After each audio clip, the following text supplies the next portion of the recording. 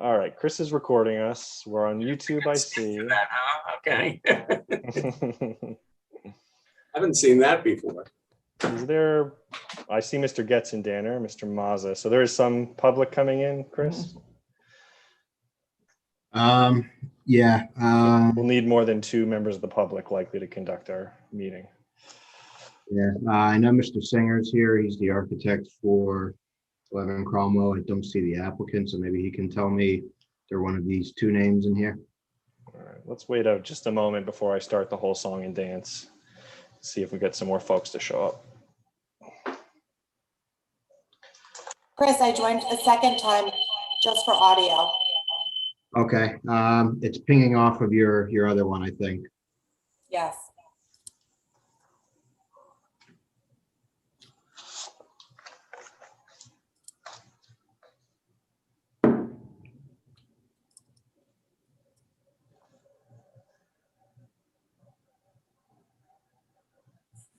And Mr. Singer, you're here with 11 Cromwell Parkway, is that correct? Hop off mute for me. Steve, we only have That's correct. I got a message from the homeowner that she can't get in. Okay. We'll resend the Zoom link then. Hold on. All right, let's give it a moment. Don't let this stuff be the reason we go long tonight. This is crazy. We'll see. We'll get to you, Mr. Mazza, no problem. All right, let me read through. If that's the case, if they're attentive. Michelle, where are you here? You're good? I'm here. Yep. All right, let me begin. Chris, you sort out the technical difficulties and we'll go from there. Okay. All right, good evening and welcome to the June 21st, 2021 meeting of the City of Summit Zoning Board of Adjustment. My name is Stephen Spur and I am the chairman of the Summit Zoning Board. In accordance with New Jersey Statute 10:4-10, adequate notice of this meeting has been provided to a newspaper of record and has been posted here in City Hall.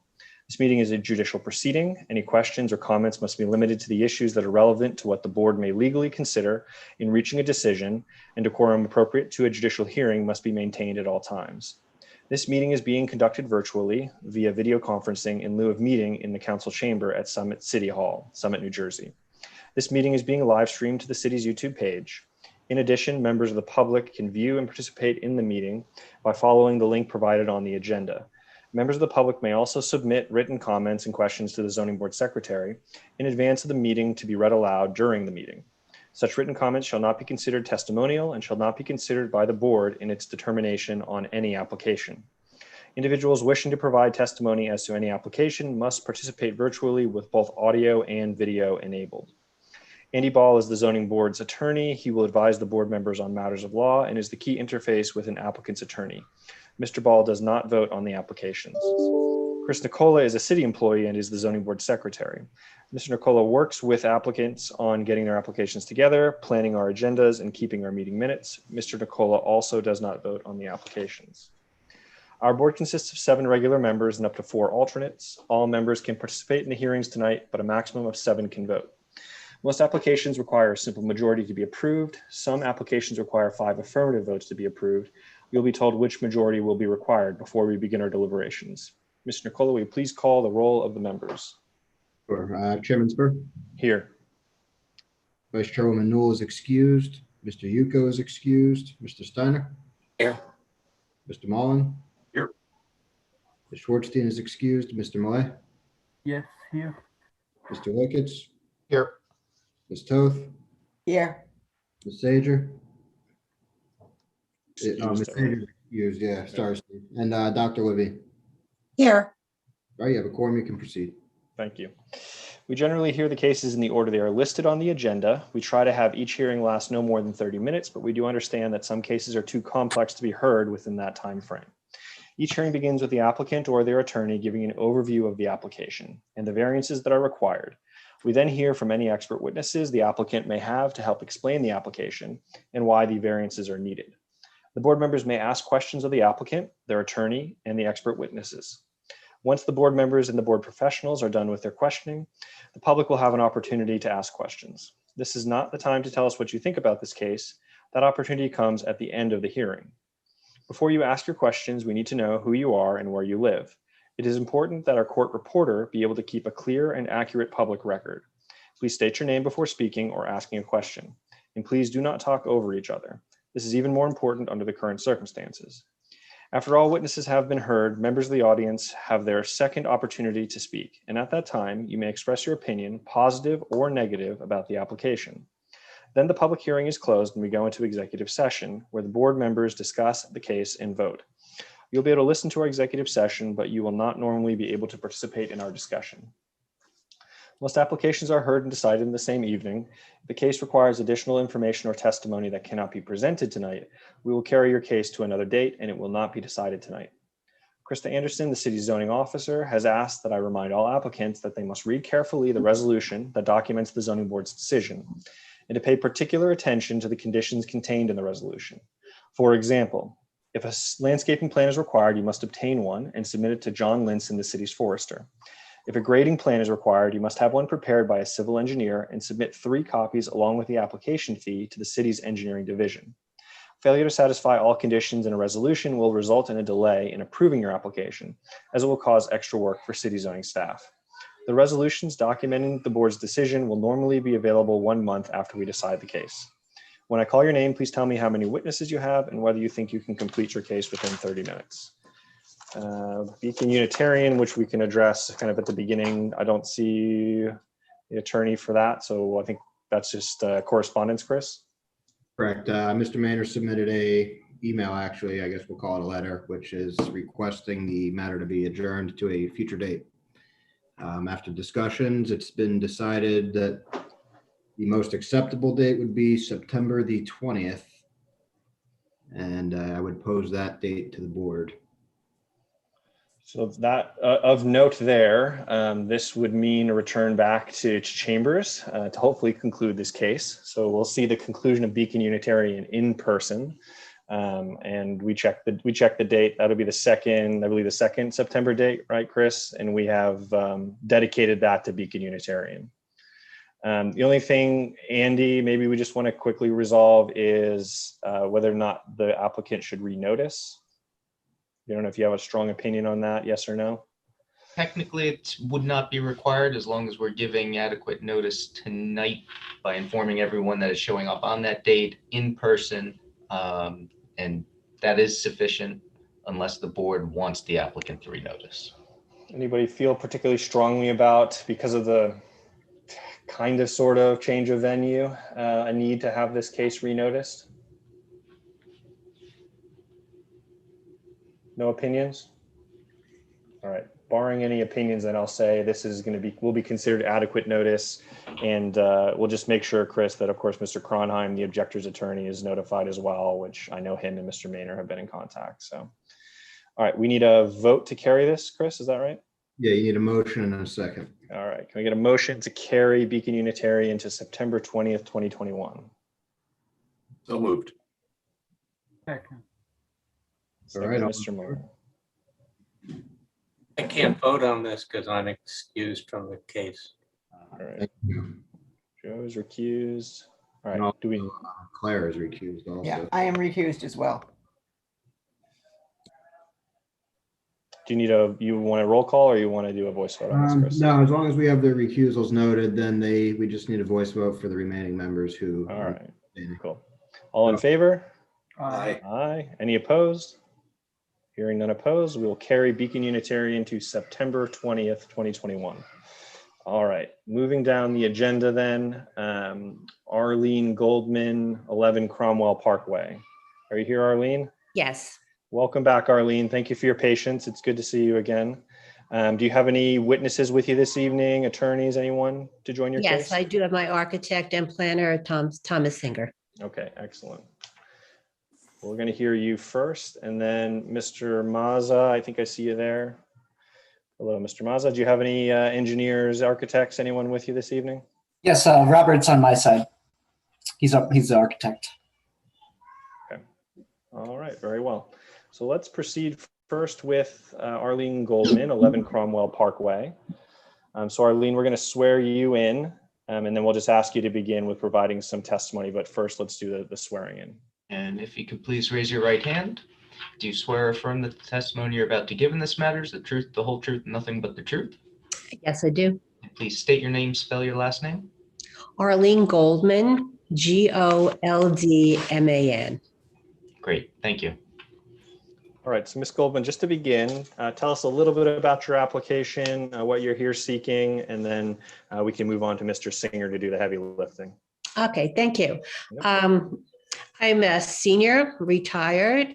I've been living by myself in a little 2-bedroom, 1-bath ranch on Cromwell Parkway on the grounds of the old Cromwell estate. I'm getting older. I'm at the point where I really shouldn't be living by myself. My daughter and my grandson and a very large golden doodle have moved in with me. I live in a 2-bedroom, 1-bath ranch with 3 people now. So what we're looking for is additional space, another bedroom, another bathroom. So there'll be a bedroom for all of us, a den so that there's a place my grandson can play, especially as he gets older. We're looking to put a porch in the front, deck in the back. We're just trying to make it a livable space for, 3 people to be happy and enjoy our space. To that end, I've asked Thomas Singer to help us put a plan together, see how we could do that and still keep the integrity of our house and continue to live in a ranch. Wonderful. Thank you very much, Ms. Goldman. Any questions from the board for Ms. Goldman? Hearing and seeing none, we will move. Actually, let's pause for a second. Are there any members of the public here among the few members attending for this case? All right, we'll give you an opportunity to ask questions for anyone that is on this call for this application, but otherwise, let's proceed to Mr. Singer, who can dig in here and give us a little bit more detail. Andy, would you mind swearing Mr. Singer in? Certainly, and if you could raise your right hand. Do you swear or affirm that the testimony you're about to give in this matter is the truth, the whole truth, and nothing but the truth? I do. And please state your name, spell your last name. Thomas Singer, Singer. Thank you. And could you briefly describe your background, experience, and 3 boards you've appeared before aside from Summit? I'm a licensed architect since 1988. I'm a planner since 2011. I'm a graduate of the University of Pennsylvania with a master's in architecture. I've appeared before New Providence, East Hanover, South Orange, Hackensack, and I served on Milburn's Board of Adjustments for 10 years. All right. And I know you said you were licensed, and just to confirm, your license in New Jersey is in good standing? I am licensed in New Jersey, and the license is in good standing. Great, thank you. Any questions from the board, or would the board like to accept his credentials at this point? We will accept his credentials. Mr. Singer, we welcome you to the board, and you can begin your testimony. Can I share screen? You may, yep. Okay, great.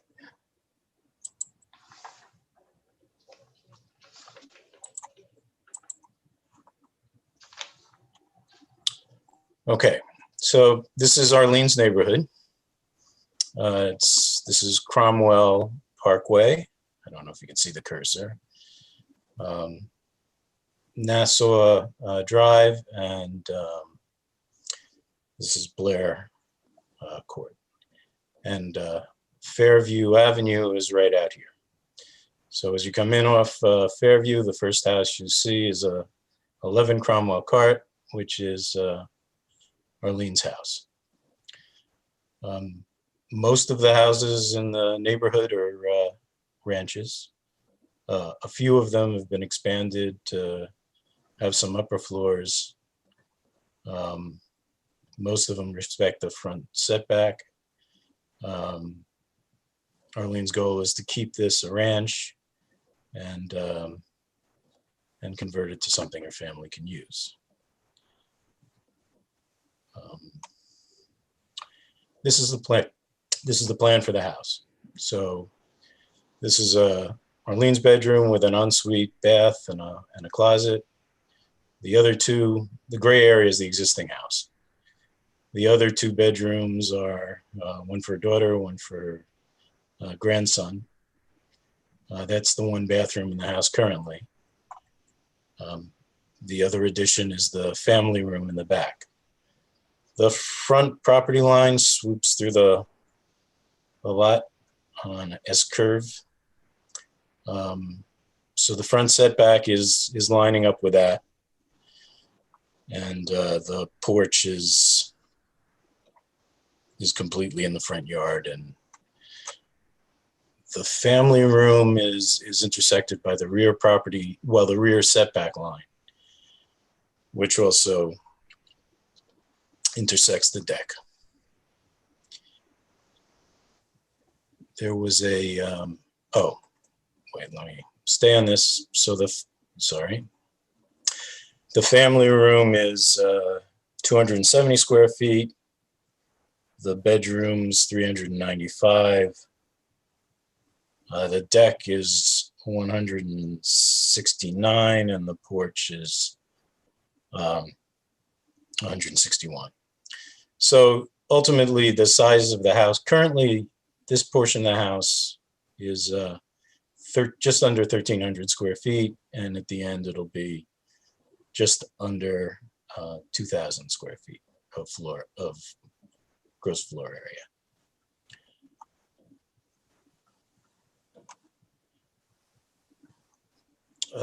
The side setback lines, the house is well beyond, also conforms to the 35% combined side yard requirement.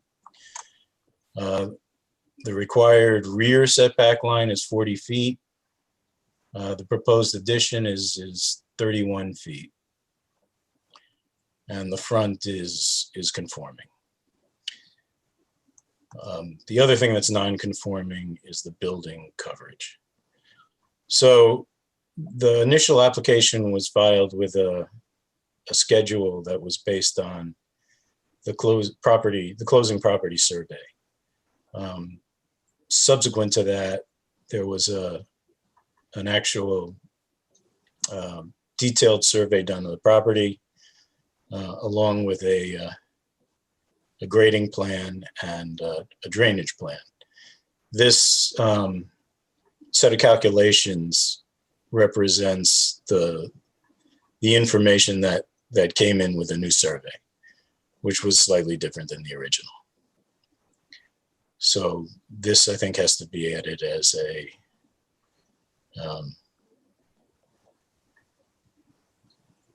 A1, I guess. Does this impact, Mr. Singer, any of the calculations for the variances? Is that what we're driving towards here? It's a slight calculation alternate. The building coverage may be a little bit different. The rear setback's the same. Nothing substantial changed. Okay. So the variances are still the same variances. The variances are unchanged. Okay. Yes. So we're looking for a 9-foot variance in the back, required 40 feet. The proposed is 31. The side yards are fine. The combined is fine. Lot coverage is under the allowable, 32 versus 35%. The building coverage, 18% is permitted. We're at 21.4. So there's a 3.4% difference there, which is 405 square feet. The other thing to note is the floor area. Whereas close to 3,000 is permitted, we're asking for under 1,000. So it's 1,000 square feet under the permitted zoning square footage, which is 2/3 basically. Impervious coverage, that's one of the things that the engineer looked hard at. We need 850, we have an additional 850 square feet of coverage. That coverage, oops. The coverage comes from a walkway. There is an existing patio underneath the deck, but the porch, the two additions, well, half of the back addition comprised that coverage. So the proposal from a drainage standpoint was to take the front of the building, this portion that's controlled by hips, and that represents 860 square feet, which is above the additional. Take that to a dry well, and leave the rest alone. One of them spills to the driveway, the other runs to the street from the back corner. This proposal was for a grate on the dry well. There was a suggestion from the engineer that we make that a pop-up overflow, which is a great suggestion, and we intend to do that. You still have over 20 feet of run to the street.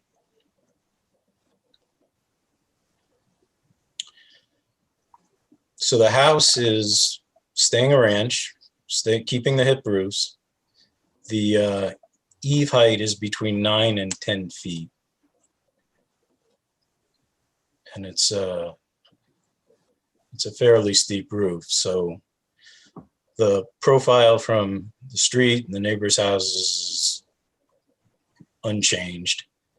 And all you really see from, there's a 6-foot fence at the property line. You'd have to be back quite a bit in order to see the roof or the eaves. There's the front porch was an opportunity to add some detail and create some space to connect the house to the street and the neighborhood. So there'll be paired columns and some substantial detail here. The window to the master bedroom, Arlene's bedroom, is here. It's popped out a little bit with its own small roof in order to give the front of the house some more detail.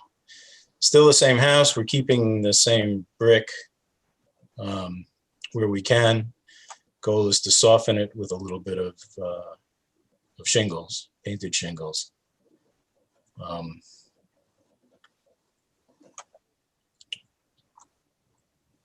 That's the basic part. The back of the house has a similar window projection, just to keep things consistent. The porch has a heavy railing to make it feel more substantial and connected with the house. All these things are within 2 inches of the floor level on the inside of the house, so that it's easy to navigate for somebody with disabilities.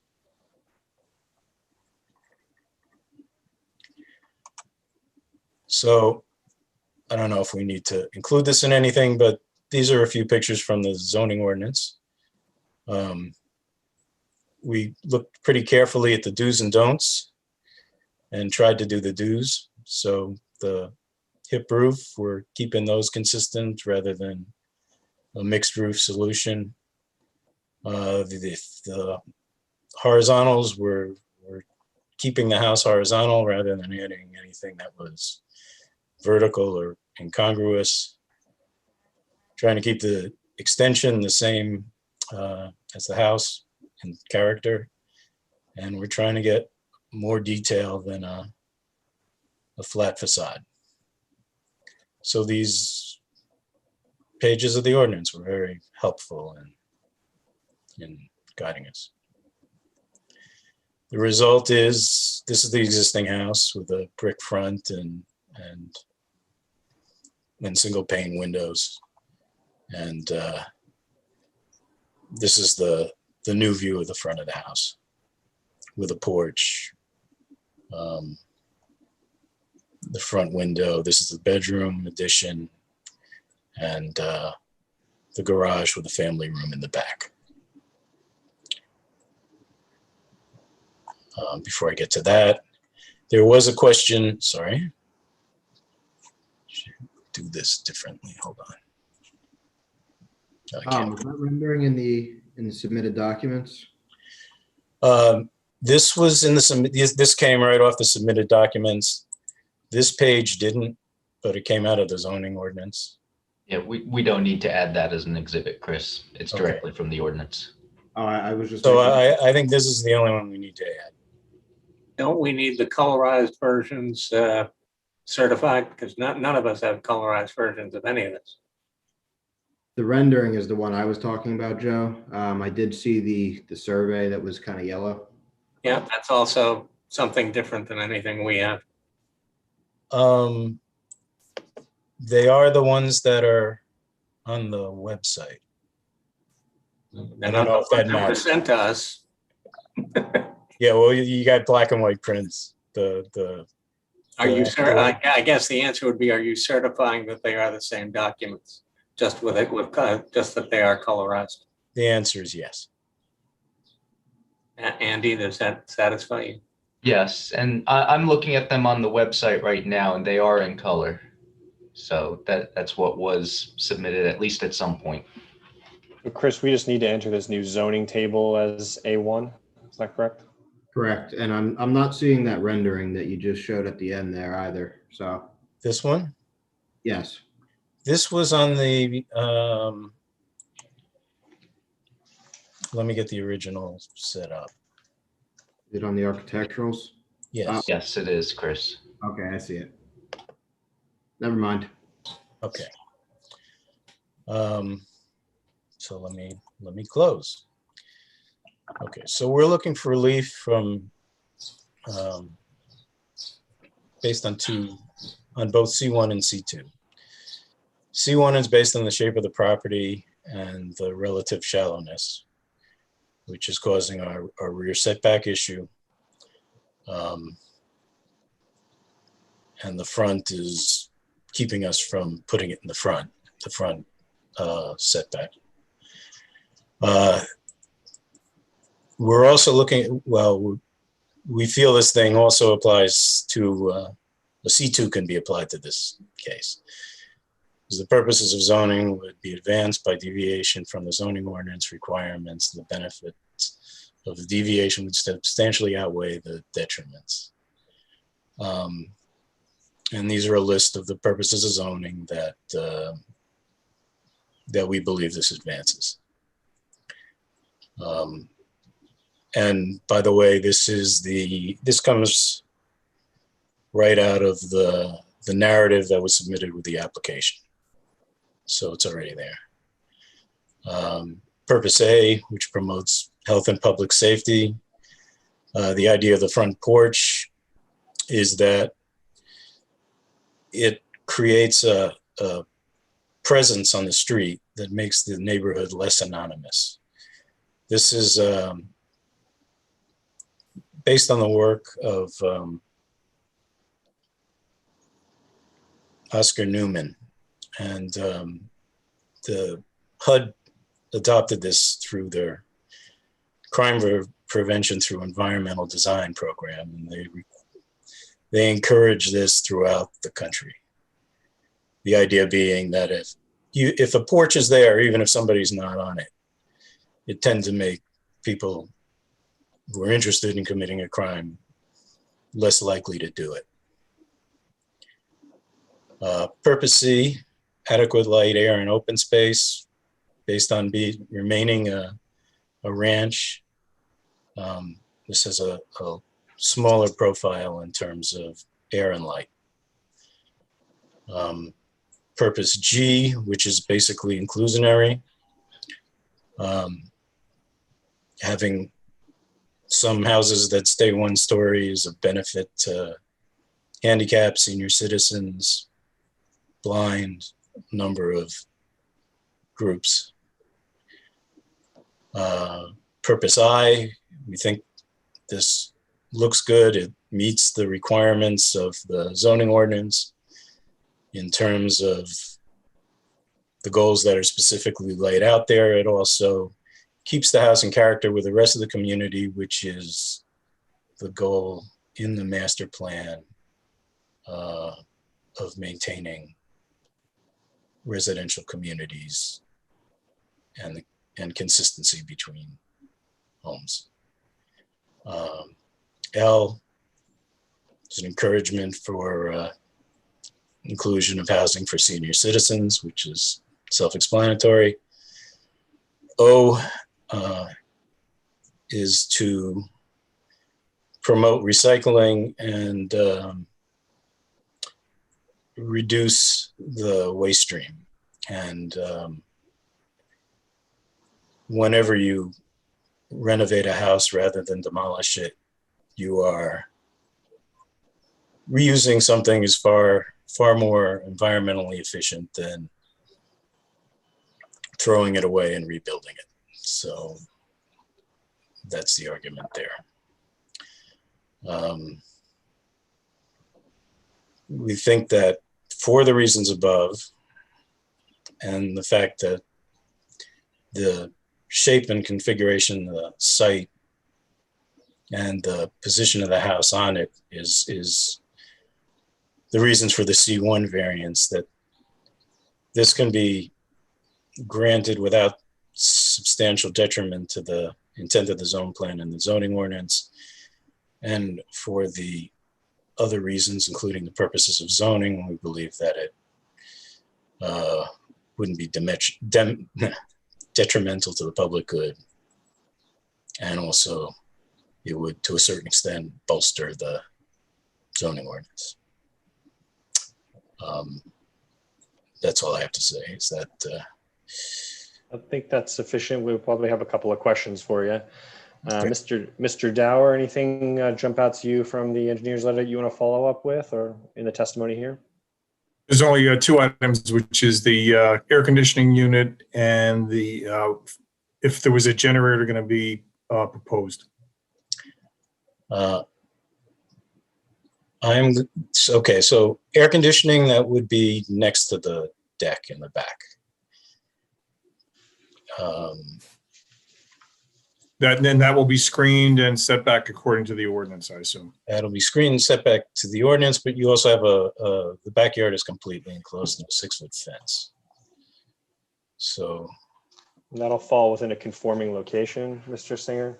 yes. Okay. Generator, I don't believe we have any intention of putting one in. Sarah? Not at this time, just because of the cost. But if we were told to do so, we'd pretty much do whatever you say we had to do to get the variance. So It doesn't seem like it would be necessary, and it's not part of this application. It's not being required. It's just something we wanted to confirm whether or not it was part of the plan. And we're hearing from Mr. Singer, it's not part of the plan. So, No. Okay. Just for the record, Okay, I have no Sarah further sworn questions. Just for the record, what? in? Was Sarah sworn in? Because she just answered a question on the record, so I think we have to. no, swear. but here, I can swear in. Swear from the testimony you gave or are about to give in this matter the truth, the whole truth, and nothing but the truth. Yes. And state your name, spell your last name. Sarah Stephanakis, as spelled on the screen. It's not easy. Stefanakis. Thank you. Welcome.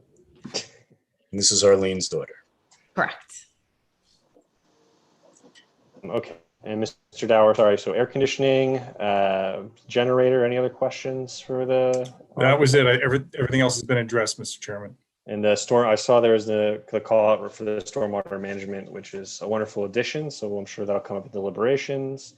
The other question that I had, we'll open it to the board as well, was regarding the parking, the driveway parking, and the quote non-conforming paved area that Krista calls out. Can you talk a little bit about, Mr. Singer, the plans here with respect to the driveway and how that's meant to be addressed? Okay. Sarah would prefer not to change the driveway. She doesn't want the 2-car driveway because she preferred to have the grass area than the pavement.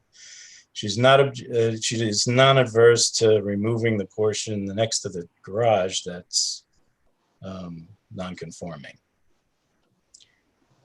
She'd prefer to keep the coverage lower. I don't. Yeah, no, that's fine. So what we see on the plan is is the condition we would expect in a completed project. Is that correct? If the board saw fit to say we should get rid of the pavement to the side of the garage, we would do that. And that could be, we wouldn't object to that condition. Okay. Anyone have any other questions? Specifically on the parking matter, I just raised it. I welcome anyone else's perspective on keeping or removing that. For me, it's always about balancing the gives and the takes here. So it's nice to see that perhaps return to a conforming condition and then allow the variances. But any other questions or commentary you want to provide, Mr. Mullen? Is that space adequate to park a car at this point? It doesn't looks like it'd be tight. It would be tight. It is tight. And they really don't use it. I think we should make it conforming. And Krista points out that the space that's there now is non-conforming. So as a condition should have it conforming, which means remove it. Which means we'd get rid of it. Yeah. Personally, I wouldn't necessarily condition it, but how long has that been there like that? Yep, you talk. It's been there since we purchased the house over 20 years ago. Okay, no issues with it being there from anyone in the neighborhood? No. Yeah, I mean, I just look at that and I guess we're getting into more executive session-y kind of stuff. But I would just wonder if the stormwater management, the dry well that's being proposed sort of offsets that small area. I'm sort of indifferent to the whole thing, but just throwing that out there. You have a strong opinion? Where's Mr. Steiner? I need a strong opinion on the subject.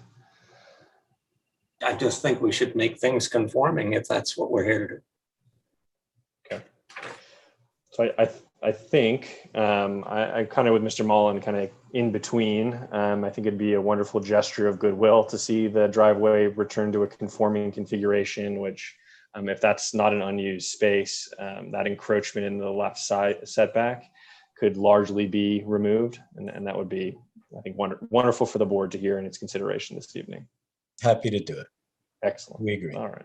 Thank you very much.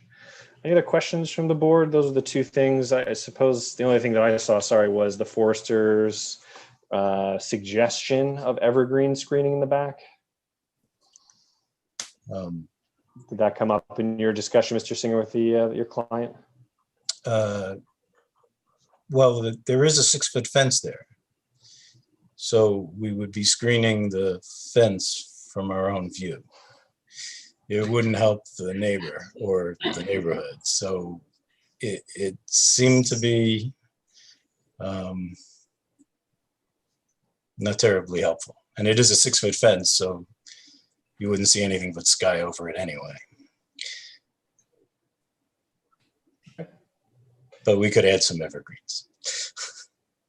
I think under different circumstances, we might ask you we may condition the application on that or ask for even a more substantial landscaping plan. But unless anyone here that's reviewed the case has a strong objection, I don't see a strong need for it. All right, I see Jamie's head shaking no. All right, good. I think we got the one.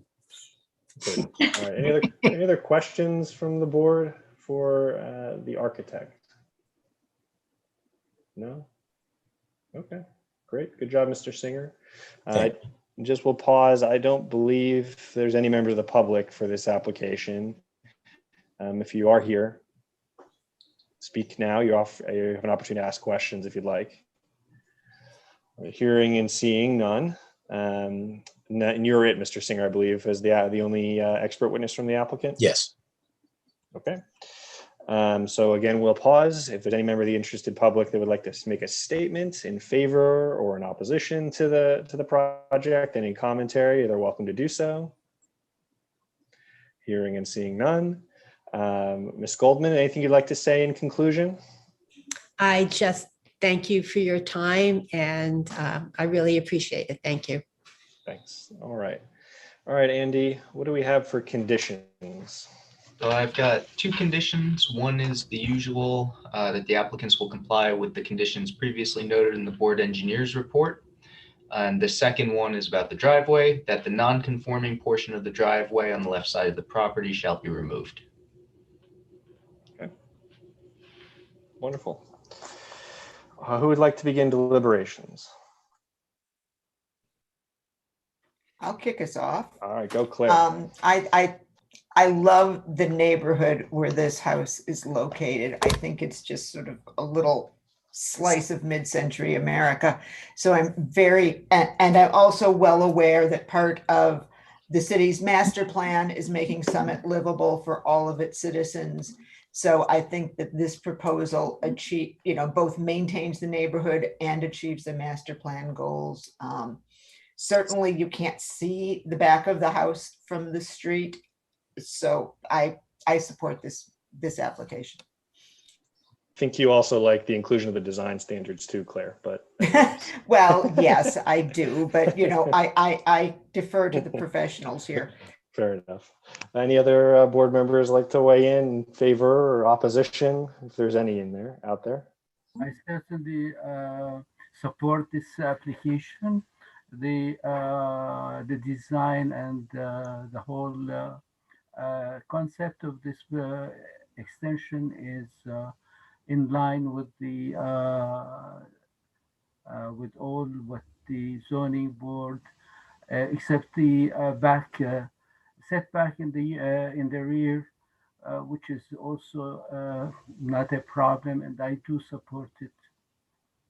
Okay, thank you, Mr. Millay. Dr. Levine, you hopped off mute. You want to add anything? Sure. You have to pick one of your. There you go. Go ahead. I apologize. I think so much of this project comes down to safety and accessibility. And I think that is so well achieved by enhancing and spreading out the ranch style home. It infringes a bit on setback requirements, but doesn't come close to exhausting the square footage allowance. And I think the architect's design shows some beautiful improvements to the outward appearance. And the porch, of course, adds a tremendous amount of function and, of course, charm and that nice bridge to the community. Wonderful. Thank you. I would just add that there is a stormwater management benefit from this design, and it's also nice to see someone keeping a ranch. Mm-hmm. This town needs more. All right, Scott, you want to say anything before we jump? Oh, I would just agree with those sentiments. I mean, they could have gone for a much larger two-story home, and I think the architect's done an excellent job incorporating these additions into the overall massing. It's just really well done.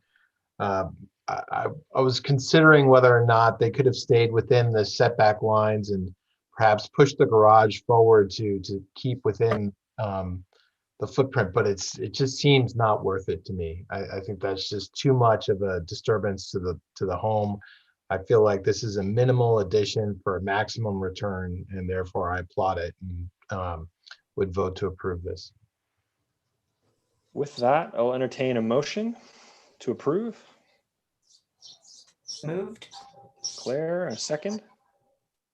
Second. Mr. Millay. All right, Chris, you give us a roll call. Sure. Mr. Steiner, Yes. Mr. Mullen, Yes. Millay, Yes. Mr. Liketts, Yes. Ms. Poe, Yes.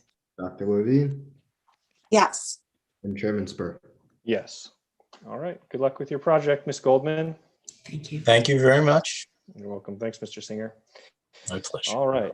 On to Mr. Mazza. Well, Mr. Mazza, same deal. We're going to swear you in, then we'll ask you to say a bit about the application, and then we'll move on to Mr. Emmerich to say. All right, if you could raise your right hand. Do you swear or affirm that the testimony you're about to give in this matter is the truth, the whole truth, and nothing but the truth? I do. And please state your name, spell your last name. Christopher Mazza, Mazza. Thank you. All right, Mr. Mazza, just tell us a bit about your application and what you're hoping to achieve here, and then we can go forward from there. Perfect. Thanks everyone for having me today. we recently just moved to Summit from Hoboken. I basically have a very small but growing family. So we have a 3-year-old and a 1.5-year-old, and we live at 58 Hobart Avenue. So what we're looking to really do with this project is really to expand the functionality of the house. There are a few areas of the house that don't really have a function or purpose, or are probably inadequate insulation and heating and cooling. So really what we're trying to do is gain that space, as well as open up basically an open floor plan to have that functionality of openness between kitchen and basically a family house. So really it's an addition to the back of the house. It's a 2-story addition, which will be utilized on the bottom floor as a dining room, a study, and a mudroom. And then on the second floor, it would be an expansion of 2 bedrooms. Okay. There is an existing secondary entrance on the front of the house that is no longer used. Previously, many years ago, the house on the left side was used as like a doctor's office and had basically a sitting room, an office in the back, and a small bathroom in the front as well. So we are proposing to kind of remove the second entrance and then create that basically a family room into a kitchen and open space. As of right now, there is a 3 seasons room in the back. It has no heating, air conditioning, or it doesn't have adequate insulation. So basically we are proposing to remove that, as it would probably need to be replaced anyways to gain that functional space. And then building a basement addition and a 2-story addition above that. So really trying to improve the functionality for the family. And the existing bedroom that's in the rear of the house is really only 7 by 11. So it's very difficult to even get a twin size bed. So we're looking to expand that as well to get a functional guest room, and then potential for, if we have 3 kids, another kid's bedroom. We're looking to really keep the character of the house and the neighborhood, using all the same materials, not really touching the front of the house, keeping that maintained and the character, and then adding something that's very comparable in style and feel as the same house in the rear. So that's a brief overview. Excellent. Any questions from members of the board for Mr. Mazza? No? Okay. No, I don't think so. All right. Thanks, Mr. Mazza. Hang with us here. And then you have Mr. Emmert's with you here? Emmert? That's correct. Okay. Mr. Emmert, if you'll hop on your video, we can see you. We'll swear you in.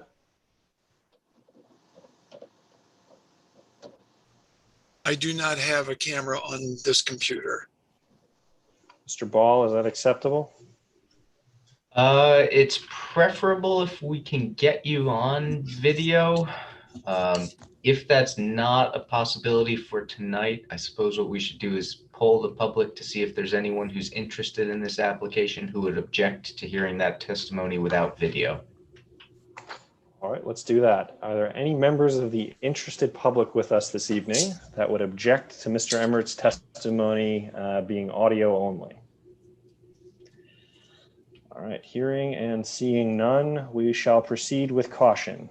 All right, Mr. Emmert. All right. So we're going to still swear you in here to begin with. Go ahead, Mr. Ball. And if you could please raise your right hand. Do you swear or affirm that the testimony you're about to give in this matter is the truth, the whole truth, and nothing but the truth? I do. And please state your name, spell your last name. Robert Emmert Jr. Last name is E-M-E-R-T. Thank you. And can you briefly describe your background, experience, and 3 boards you've appeared before recently, aside from Summit? Background, I graduated from the University of Kansas in 1983. I am a licensed architect in New Jersey, Indiana, and Missouri. I have been a resident of New Jersey since 1995. I've had my own practice in New Jersey since 1995. I am a former president of the American Institute of Architects for the Newark and Suburban section. I am a former chair of the Residential Green Building Committee for the state of New Jersey for 3 years. And I have appeared before the boards of West Orange, Milburn, Livingston, and Glen Ridge. All right, thank you. Any questions from the board, or would the board like to accept Mr. Emmert's credentials at this point? We'll accept your credentials, Mr. Emmert. Do you need us to pull up the plans for you? No, if I have the ability to share, I can pull it up. Okay. All right. Let us know if we need to. We'll give you a hand. Okay.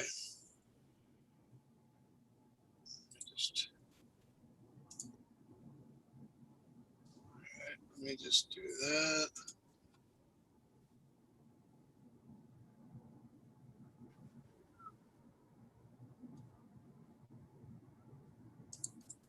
All right. You can see my screen now? We can. You can zoom in for us a little bit, though. It's at least small for me. All right. So this is the site plan.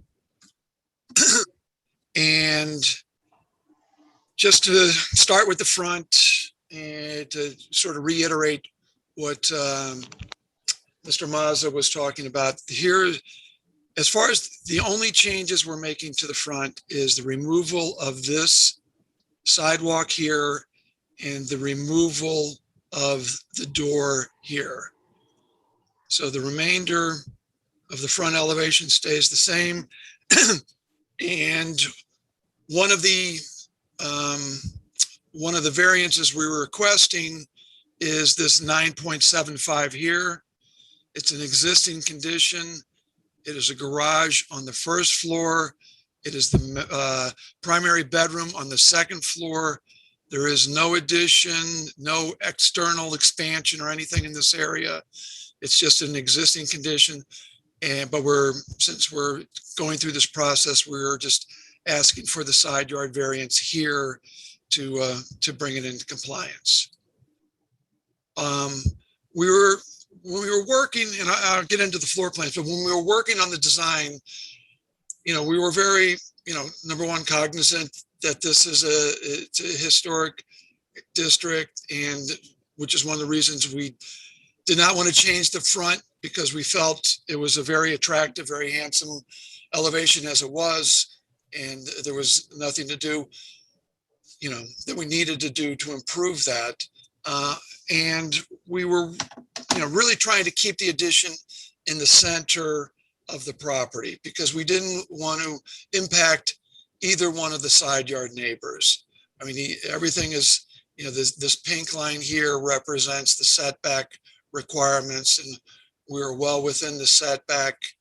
But even with that being said, we just nestled it within this area of the existing house, and we left this whole area untouched, which is a one-story portion of the house facing this neighbor. We left that untouched and working within the existing space.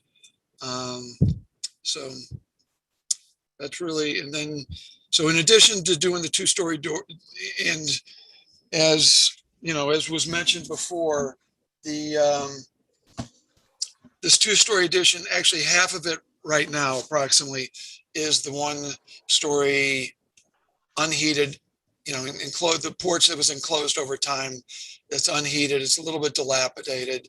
And so we are taking that area down, and then this corner here is where the kitchen is, and we're expanding that back. And I'll go to the floor plan.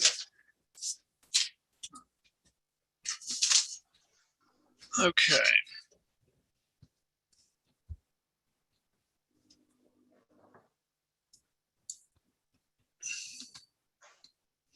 So as far as what we were doing on the first floor.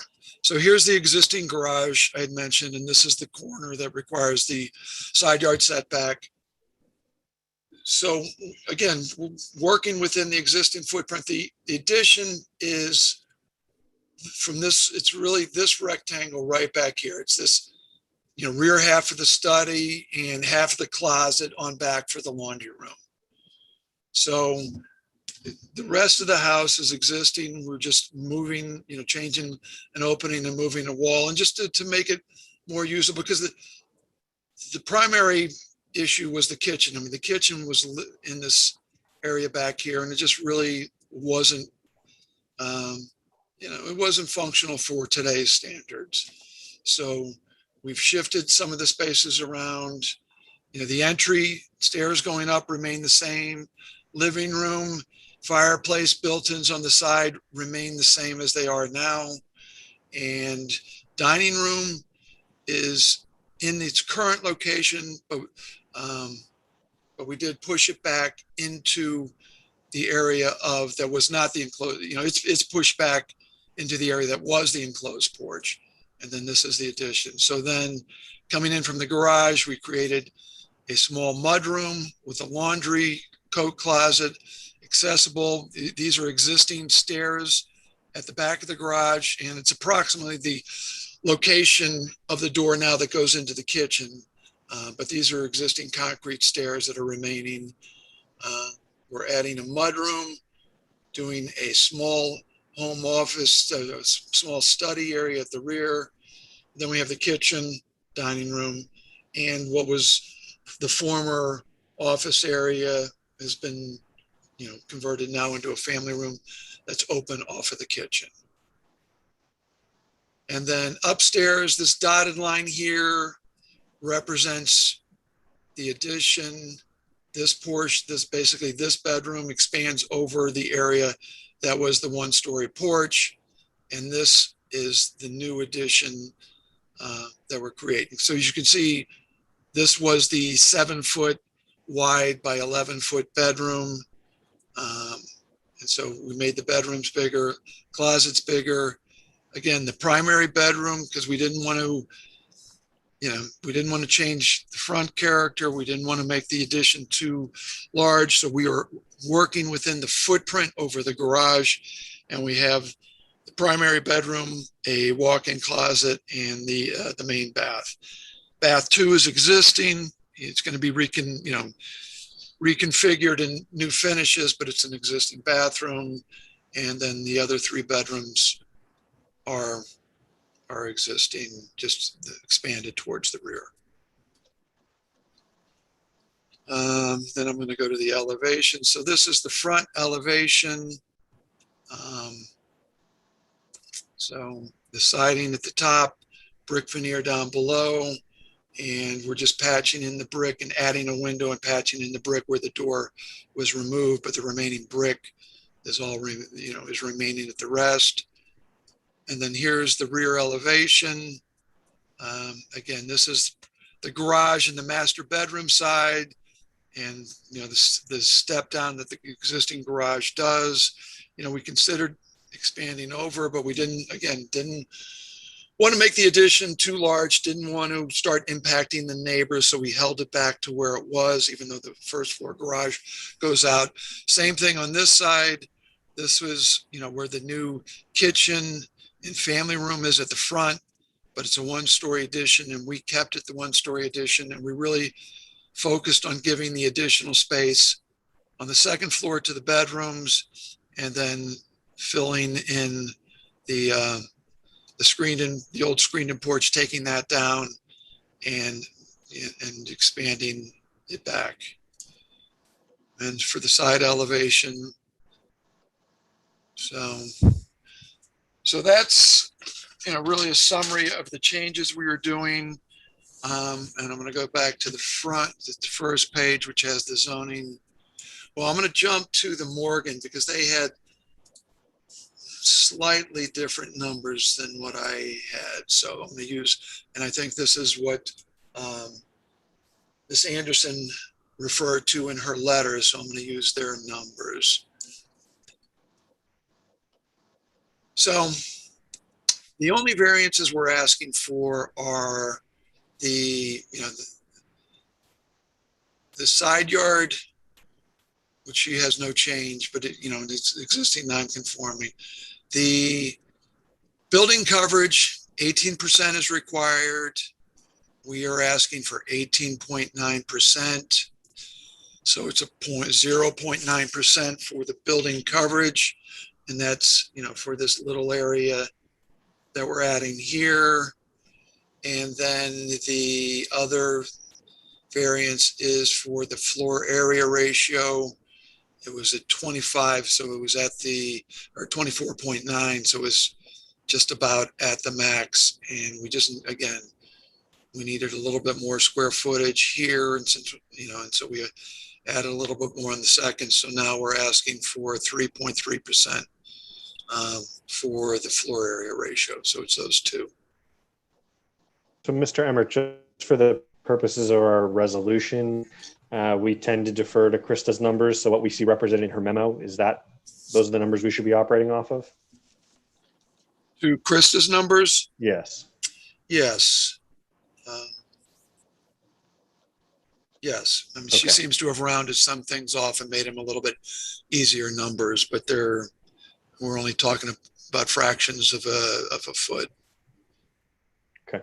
We want to make sure that's acceptable and not going to infringe upon a laundry room, or even little rounding errors can be impactful. So those are the numbers that Andy will base the resolution off of. All right. So let me just then quickly. So I believe what it is, the floor area ratio that was sent over is 27.75. And I think, Robert, you're showing the 28.3. Where it says the difference is, so in this document here that Robert has up is the 2829 square foot, which includes the attic. So I believe the new numbers within the memo that we just received show 27,700, which does not include the 59 square foot of attic space. Okay, that makes good sense. I would, assuming the board is supportive of the application, I would just put an extra set of eyes on the resolution to make doubly sure before you go to submit permits that you have the approvals for the numbers as have been discussed. But that explanation makes good sense. Yep. Okay.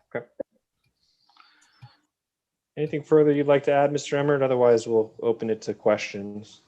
No, I think I covered the pertinent areas. Okay. Mr. Dower, I'll turn to you first. I saw some discussion of seepage pits. So what's on your mind? Well, yeah, what the applicant proposed was a 24-inch diameter perforated PVC pipe laid in gravel, which is not what we typically require or approve. So my recommendation would be to put in what we generally approve, which is a ground concrete ring or a Cultec design, which is the plastic seepage pit. Mr. Mazza, would that be an acceptable change to your stormwater management plan? Yes. Okay. And I don't know if we need to condition that on anything, but Mr. Dower, would you want to see these plans before they proceed? They should submit them to the city, and they'll be reviewed internally, or they can forward them on to me for review. Okay. Andy, is that condition worthy, or is that just good practice they're going to follow? Yeah, I suppose we can note that as a condition, just to submit the updated plans to confirm that, even though it was noted at least in the memo previously, we can have that as a condition as well. Okay, thank you. Anything else, Mr. Dower, from the engineer's letter you want to draw attention to? Same comments as earlier, the air conditioning units, just to make sure that they're going to comply with the ordinance as far as setback and screening, and then the question whether or not there was a generator proposed. Mr. Emmert, I think Chris's memo calls out that the proposed air conditioner will be on the right side and fall within the required compliance setbacks. Yeah, it's shown on the plan that the new air conditioner is going to be adjacent to the garage wall on the right side. Okay. And that's in a compliant location. And then is there plans to put a generator in? There is no plans for a generator at this time. Okay. Anything else, Mr. Dower? No, that was it, Mr. Chairman. Thank you. Okay, excellent. Any questions from members of the board? I suppose one thing I'll note that Krista had noted in her memo as well, just for the sake of clarifying the variances, since we're all here examining everything. She did say the existing total side yard percentage is non-conforming at 30.12%. 35% required of the zone. Technically, that's really just a result of the side yard setback issue. My recommendation would probably be just recognizing that as a variance to make sure everything's clarified if the board's considering this for approval anyway. Okay. I don't have any objection to that. Anyone? No. All right. Very reasonable bunch tonight. So we would include that to address the non-conforming total side yard percentage as well, Mr. Mazza and Mr. Emmert, just to clean everything up for you here. Okay. All right. Any other questions from members of the board, or did Andy steal your thunder here? No. All right. Fair enough. Any questions from members of the public? Are any of the folks dialed in tonight here, members from the public, interested in asking a question or providing comment? Nope. Been good neighbors so far, Mr. Mazza, so keep that up, all right? Trying my best. All right, cool. All right, so hearing and seeing no members of the public for either questions or comments, anything you'd like to say in conclusion, Mr. Mazza, before we begin our deliberations? No, just thanks everyone for letting me speak today. Cool stuff. All right, Andy, what do we have for conditions? Two conditions on this one as well. First is compliance with the conditions noted in the board engineer's report. And second is that updated stormwater plans shall be submitted to the city engineer for review and approval. Cool.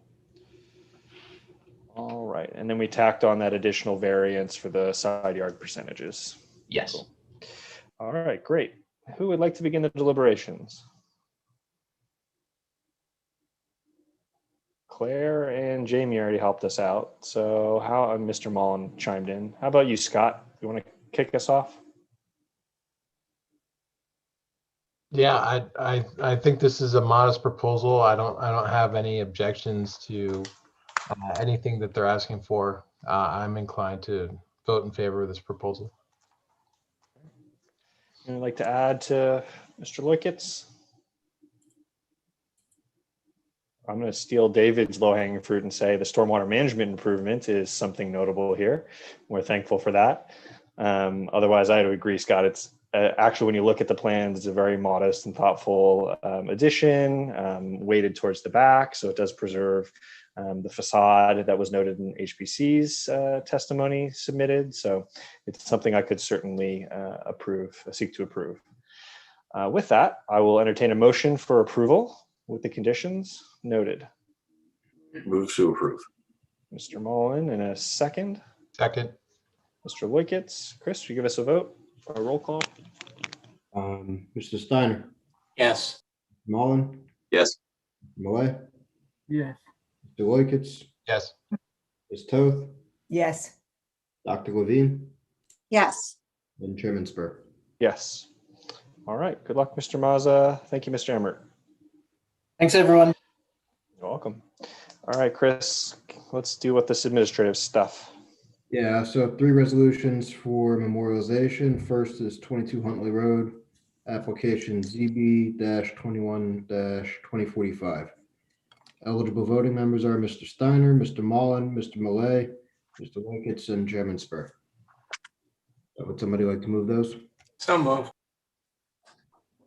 Second. All right, Mr. Steiner, Yes. Mr. Mullen, Yes. Mr. Malay, Yes. Mr. Loikitz, Yes. and Chairman Spur. Yes. All right, next is 23 Bellevue Avenue, application ZB-21-2046. Eligible voting members are Mr. Steiner, Mr. Mullen, Mr. Loikitz, and Chairman Spur. And we need somebody to move those as well. Steiner moves. Second. All right, Mr. Steiner, Yes. Mr. Mullen, Yes. Loikens, Yes. and Chairman Spur. Yes.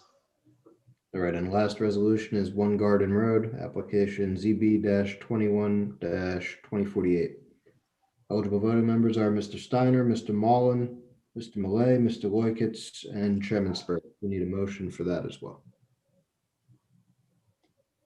So moved. And a second, anybody? Second. All right, Mr. Steiner, Yes. Mullen, Yes. Mr. Malay. Yes. Mr. Loikens, Yes. and Chairman Spur. Yes. And we have one set of minutes from May 17th to approve. Would somebody like to move those? So I'll moved. move those. Second. All right, all in favor? Aye. Aye. Any opposed? And seeing none. Excellent. All right. That's it for the evening. We'll see everyone July 7th, I believe, our next meeting. All right. We are adjourned. Thanks, everyone. Enjoy your Night. early night off. Good Good night. Night, everyone. And everybody.